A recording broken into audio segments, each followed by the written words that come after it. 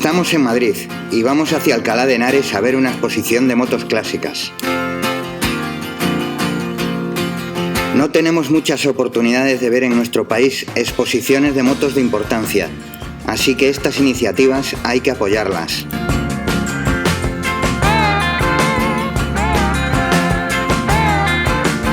Aprovechando un viaje personal a Galicia, visito a mi amigo Raúl y nos vamos juntos a ver maravillas clásicas.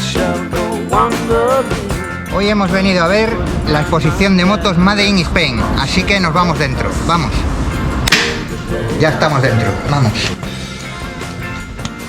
Mirad lo que hay aquí. ¿Conocéis la marca Patria? Se fabricaban en Badalona entre 1920 y 1936. Es de las primeras marcas de motos españolas. Llegaron a fabricar este prototipo de 6 cilindros en 1921, aunque nunca llegó a producción. Alucinante, ¿verdad? Tenemos esta preciosa unidad sin restaurar para admirar. Es una 500 Grand Sport con sidecar, de 1930.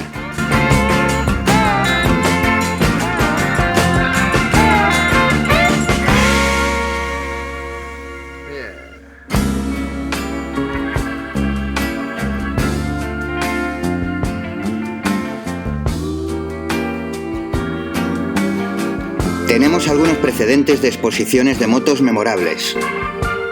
El arte de la motocicleta, en el Museo Guggenheim de Bilbao, durante los años 1999 y 2000. Tengo este libro de recuerdo, que tiene todas las motos expuestas. Quizá ha sido la más impresionante en España, por la calidad de las motos expuestas y la arquitectura del museo. Tuve la suerte de estar allí y verla, en diciembre de 1999. La entrada me costó 1.200 pesetas. Unos días más tarde empezaríamos a usar la moneda euro. Por cierto, en esa misma exposición también había una de Andy Warhol. Otra fue Un mundo sobre dos ruedas, en el Palacio Kursaal de San Sebastián, aunque esta era de menos envergadura.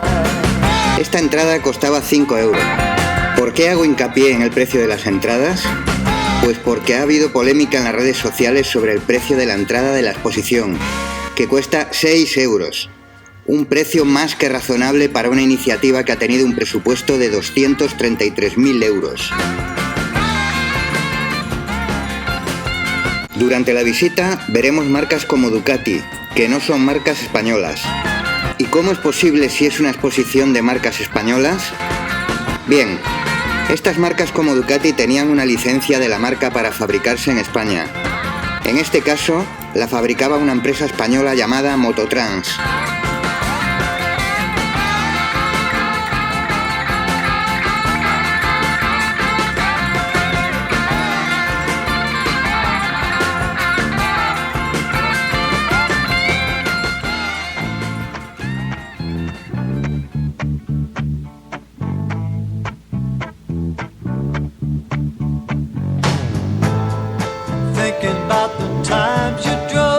El auge del automóvil y el despliegue de tecnología y modelos de los fabricantes japoneses e italianos fueron el remate de una época dorada. Las marcas españolas no avanzaron y no pudieron hacer frente a las impresionantes máquinas extranjeras. La exportación cesó y algunas marcas cerraron. Otras fueron compradas por las grandes marcas foráneas y usaron su nombre de manera simbólica o simplemente lo metieron en un cajón. Atención a este pequeño motor boxer de 250 centímetros cúbicos.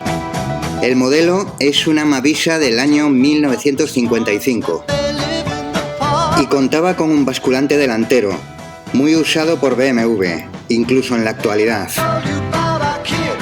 Hace poco visité el Museo Nacional de la Moto de Birmingham, en el Reino Unido, y me preguntaba por qué un país como España no tiene un museo importante de motos, con la enorme afición que tenemos, con los muchísimos éxitos deportivos y con la cantidad de marcas que hemos tenido.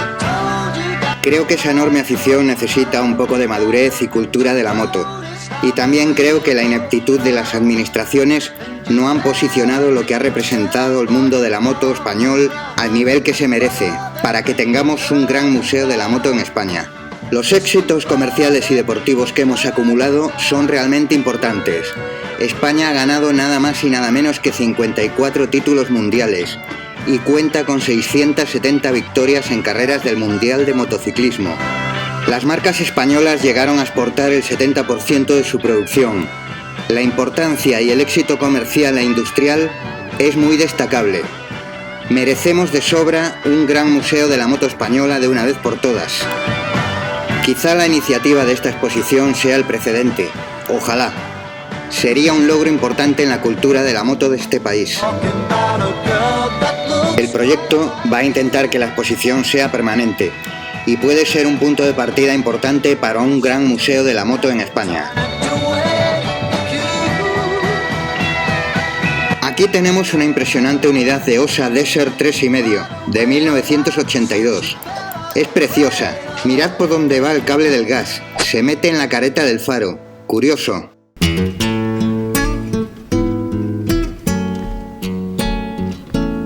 Ahora mismo hay expuestas poco más de 300 motos, pero son más de 1000 las disponibles.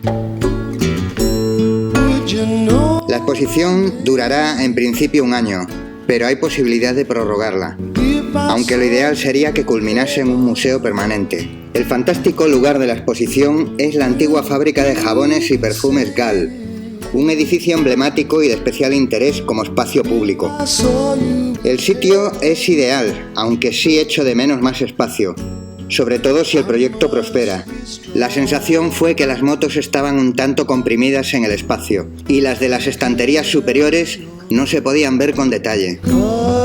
La iniciativa de la exposición es privada por parte de coleccionistas y la empresa de eventos Last Lab, pero también ha contado con el apoyo municipal. El Ayuntamiento de Alcalá de Henares ha apoyado el evento, pero lo suyo sería que también se involucrasen instituciones nacionales. Al fin y al cabo, esta parte de la cultura del país es patrimonio nacional. Aquí tenemos una Bultaco Sherpa T, conocida como Sammy Miller, que fue su desarrollador. Y esta unidad está firmada por él. Este piloto fue campeón en trial, velocidad y enduro. Sammy Miller tiene en el Reino Unido uno de los museos de motos clásicas más importantes del mundo.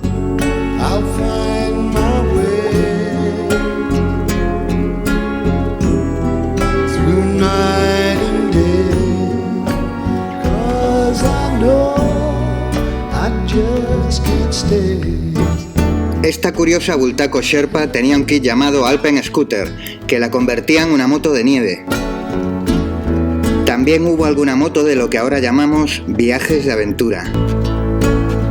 Esta es una de las Bultaco Matador MK9 con trineo de la fallida expedición española al Polo Norte. 6 amigos se propusieron ser los primeros en llegar al Polo Norte en moto, pero los 500 kilos de carga del trineo, falta de información y equipo hizo que fracasaran. En la llamada Operación TAM 6000, 2 jóvenes de 24 años, Miguel Muñoz y Vicente Barrera, recorrieron África desde el Atlántico hasta el Índico en el año 1972. Las motos, 2 Bultaco Matador MK4. A finales de los años 70, Bultaco se apagó. La Striker fue la última estrella de la marca. El chasis multitubular era muy extraño en la época y su aspecto rezumaba competición. Una moto que nos hizo soñar a muchos, sobre todo con estos colores negro y dorado. Hoy en día es una moto muy apreciada por los coleccionistas. Mirad esta. Las Bultaco Striker solo se fabricaron en 75 y 125 centímetros cúbicos, pero un grupo de entusiastas en 2016 ha fabricado esta a 3,5 de agua, replicando el chasis Four Nails que le da esta personalidad propia al modelo. Una fuente de inspiración para este proyecto privado fueron los bocetos del departamento de diseño que dejó el ingeniero de Bultaco, Luis Carreras. Una moto que nunca vio la luz, algo que podría haber sido, de no ser por el cierre de la fábrica.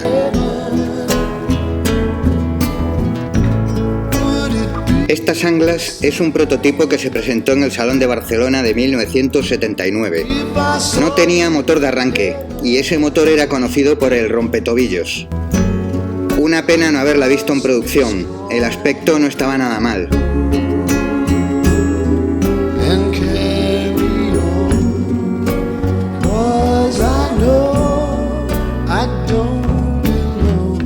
Las motos españolas también tuvieron versiones de servicio, en la Guardia Civil, Ejército, Cruz Roja.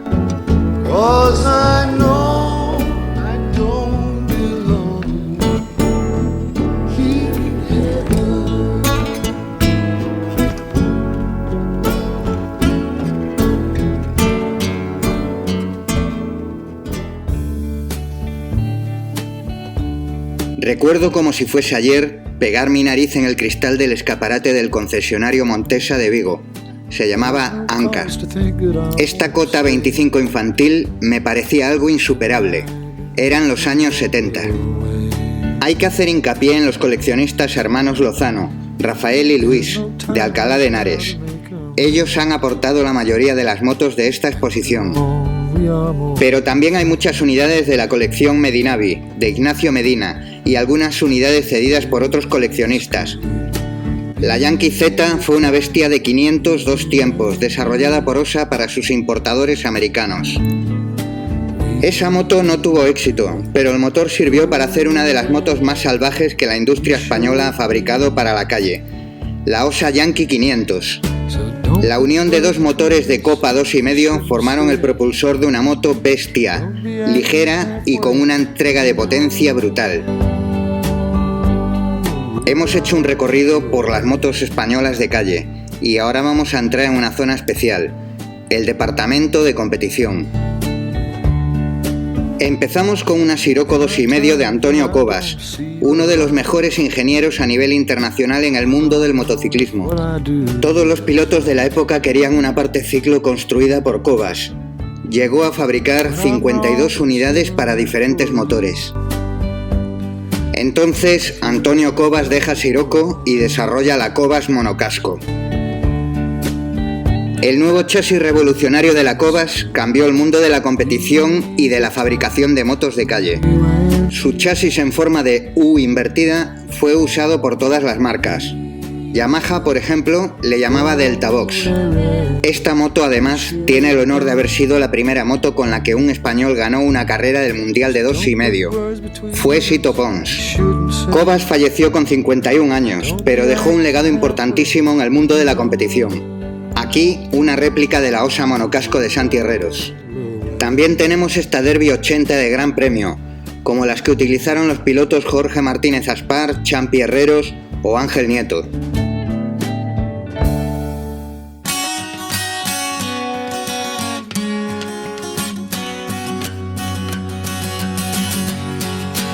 Bultaco TSS MK2 de Gran Premio. Con una moto como esta, Ángel Nieto ganó 2 mundiales y Ricardo Tormo otros 2. En la categoría de 50 centímetros cúbicos, el peso y la aerodinámica eran factores clave. Fijaros en lo fina que era la moto. La aerodinámica fue desarrollada en el túnel de viento de INTA, el Instituto de Técnica Aeroespacial de Madrid.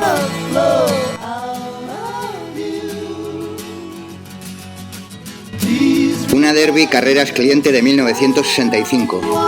Los responsables de la marca, encabezados por el alma del departamento de carreras, dieron a luz una avanzada máquina para los pilotos privados. 35.000 pesetas costaba esta pequeña maravilla. También hubo sanglas de carreras, como esta 500 de los años 50. Los pilotos las usaban para desplazamientos personales y para correr. Aquí solo hay una ínfima parte de motos españolas de carreras de velocidad. El número es muy largo.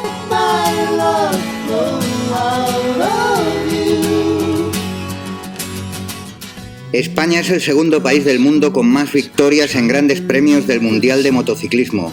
Solo Italia nos supera, de momento, y por poca diferencia. Solo con las motos de Ángel Nieto podríamos hacer un museo. Hace años existió ese Museo Ángel Nieto. Yo estuve allí en 2001. La especulación urbanística se lo llevó por delante. En 2018 se firmó una declaración de intenciones por parte del Ayuntamiento de Madrid para construir un Museo Ángel Nieto a la altura, en su ciudad natal. Pero un año más tarde se declaró como no viable, una desidia más de las administraciones. Me gusta este diorama a tamaño real que recrea un salto de una carrera de motocross.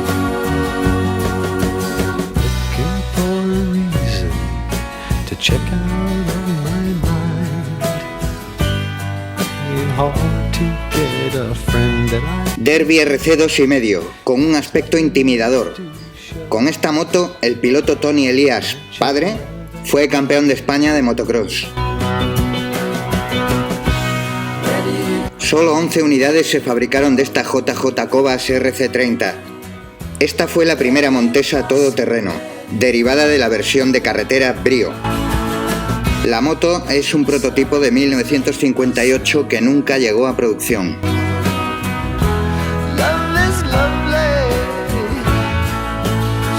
Esta es la Osa Desert 3,5 que utilizó Juan Porcar en el Rally París-Dakar de 1983. Con la moto casi de serie, 2 pistones en la mochila, sin GPS, sin balizas, sin asistencia. Eso sí era un verdadero rally de aventura. No pudo finalizar la carrera debido a una intoxicación al beber agua contaminada. Pero fue el primer español que corrió el París-Dakar.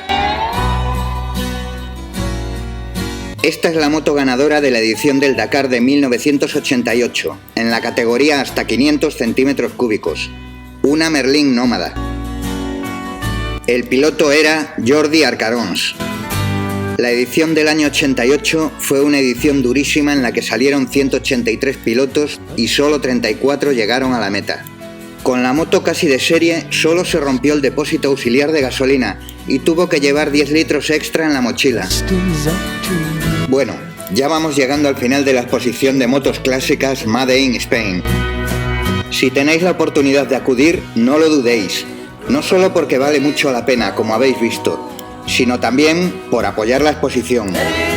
Su éxito puede ser clave para que pase a ser permanente.